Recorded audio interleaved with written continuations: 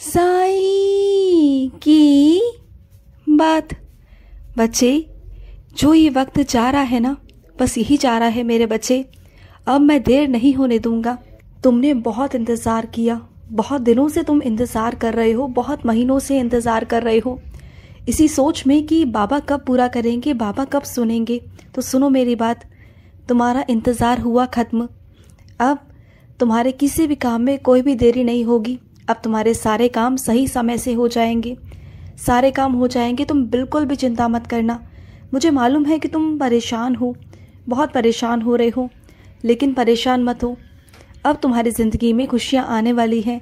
अब तुम्हारी ज़िंदगी में शांति भी आने वाली है, सुकून आएगा, तुम देखना।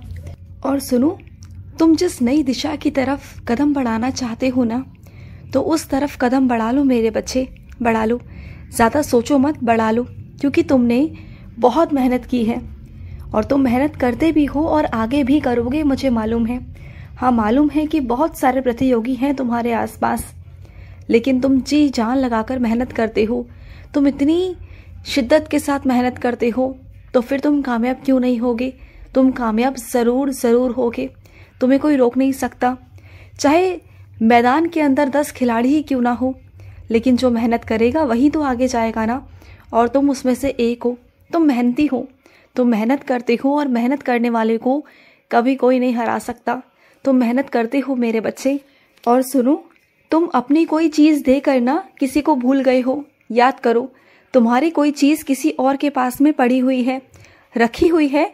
याद करो और वो वापस मांग लो, क्योंकि वो तुम्हें वापस नहीं दे रहा है जानबूझकर, लेकिन वो तुम्हारी चीज़ है, तुम्हें वापस मांग लेनी चाहिए। तुम भूल गए हो। याद करो कौन सी चीज़ है मेरे बच्चे, और उसे वापस लेकर आओ। तुम्हारी चीज़ है, तुम उसे वापस क्यों नहीं लेकर आते हो? लेकर आओ उसे।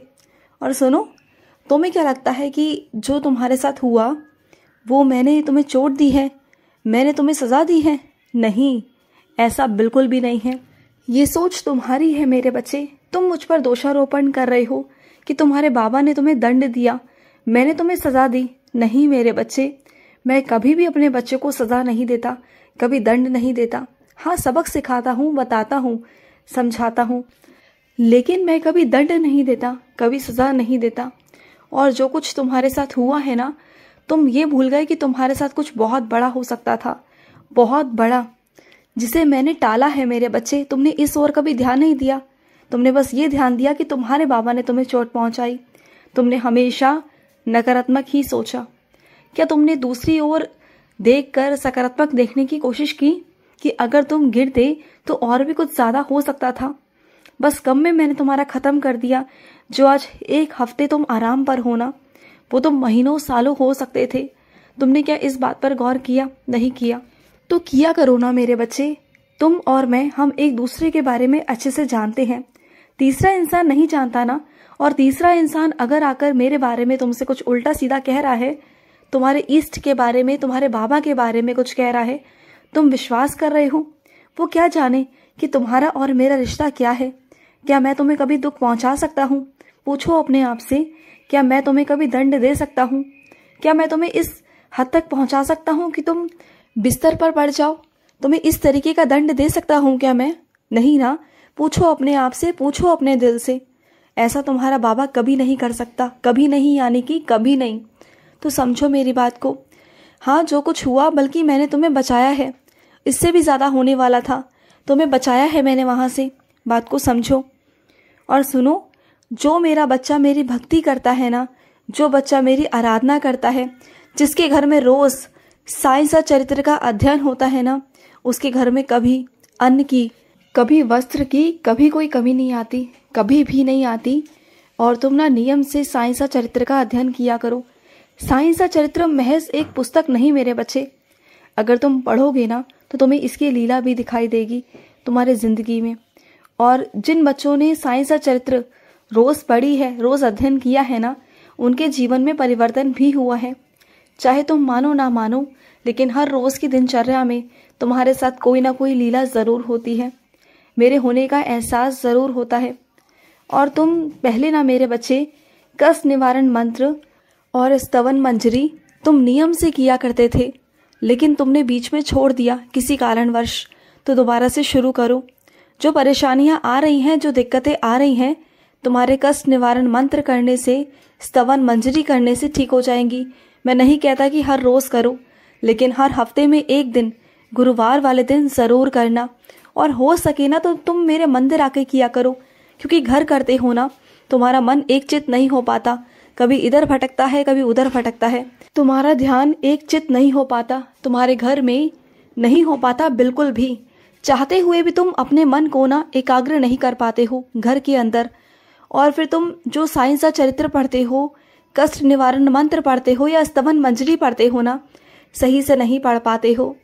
तुम्हारा ध्यान भटकता है, कभी कोई काम तो कभी कोई काम।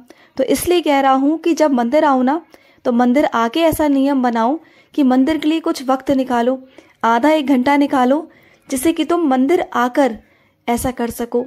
और मंदिर का जो वातावरण होगा ना, जो आसपास का जो वायुमंडल होगा, वो तुम्हें और शक्तियाँ प्रदान करेगा, तुम्हें और अच्छा लगेगा और तुम एक चित्त एक मन से वहाँ कर पाओगे। तुम्हारा वहाँ मन नहीं भटकने दूंगा। आना मेरे पास, मेरे चरणों में माथा टेकना और साइंसा चरित्र का अध्ययन मेरे सामने बैठकर करना। फिर देखता हूँ मैं कि तुम्हारा मन कैसे भटकेगा। तुम्हारा मन भटकने नहीं दूंगा मैं, बिल्कुल नहीं दूंगा। तुम आना मेरे सामने, बैठना मेरे सामने, मेरे चरण स्पर्श कर कर करना। फिर देखना, तुम्हें ढेर सारा आशीर्वाद दूंगा मैं, बहुत सारा आशीर्वाद दूंगा। और सुनो, नौकरी की तलाश में हो, परेशान हो, नौकरी नहीं मिल रही ना तुम्हें, चिंता मत करो, नौकरी जल्द से जल्द तुम्हें मिल जाएगी। तुम बिल्कुल परेशान मत हो।